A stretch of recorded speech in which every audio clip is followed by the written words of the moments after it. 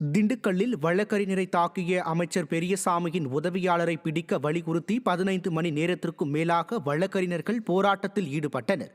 திண்டுக்கல் கிழக்கு மாவட்ட அதிமுக வழக்கறிஞர் பிரிவு இணை செயலாளர் உதயகுமார், பெரியசாமியின் இல்ல உதவியாளரும் கவுன்சிலருமான சுபாஷ், பாதுகாப்பு சார்பு ஆய்வாளர் ரவி மற்றும் திமுகவினரால் தாக்கப்பட்டார்.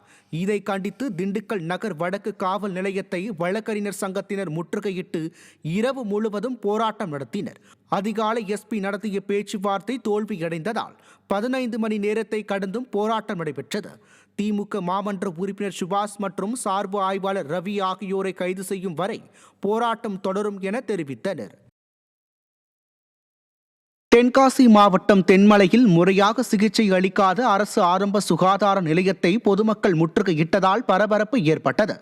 தென்மலை அரசு ஆரம்ப சுகாதார நிலையத்தில் பாம்பு கடித்த 9 வயது சிறுமி சிகிச்சைக்கு வந்துள்ளார். அப்போது பணியில் இருந்த செவிலியர், மருத்துவர் இல்லை, சிகிச்சை அளிக்க முடியாது என முதலுதவி கூட அளிக்காமல் வெளியே செல்லுமாறு கூறியுள்ளார். இந்நிலையில் உரிய நேரத்தில் சிகிச்சை அளிக்கப்படாததால் சிறுமி பரிதாபமாக உயிரிழந்தார். இந்நிலையில் பெற்றோரின் அலட்சியத்தால் சிறுமி உயிரிழந்ததாக ஸ்டாலின் அரசின் ஏவல் துறை செய்தி அறிக்கை வெளியிட்டது. இதை கண்டித்து அரசு ஆரம்ப சுகாதார நிலையத்தை பொதுமக்கள் முற்றுகையிட்டனர். அரசு மருத்துவமனைகளில் போதிய மருத்துவர், செவிலியர் பணியிடங்களை நிரப்பாததால் மருத்துவ சேவையில் தமிழ்நாட்டை ஸ்டாலின் அரசு பல நூறு ஆண்டுகள் பின்னோக்கி கொண்டு சென்றுள்ளது. இதுதான் ஸ்டாலினின் திராவிட மாடல் வளர்ச்சியா என பொதுமக்கள் கேள்வி எழுப்பியுள்ளனர். இங்கே வேலை பார்த்த நர்ஸு தொட்டு கூட பார்க்காம நீங்கள் வேறு ஆஸ்பத்திரிக்கு தூக்கிட்டு போங்கன்னு விரட்டி விட்டுட்டாங்க.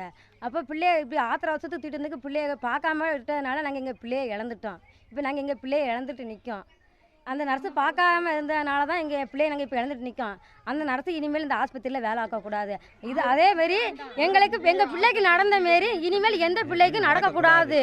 இனிமேல் இந்த ஆஸ்பத்திரியில் முறையான டாக்டர், முறையான நர்ஸு வேணும் எங்களுக்கு. இதுதான் எங்கள் கோரிக்கை. சென்னை சூளைமேடு பகுதியில் தொடர்ந்து சாலைகள் சிதைக்கப்படுவதால் வாகன ஓட்டிகள் கடும் அவதியடைந்து வருகின்றனர். சூளைமேடு திருவள்ளுவர்புரம் 1வது தெருவில் பாதாள சாக்கடை பணிக்காக சாலையை தொடர்ந்து உடைக்கப்படுகிறது. பாதாள சாக்கடை பணிகள் மேற்கொள்ளப்பட்டு வருவதால் வாகன ஓட்டிகள் மற்றும் பொதுமக்கள் கடும் சிரமங்களை எதிர்கொள்ள வேண்டிய நிலையில் உள்ளனர்.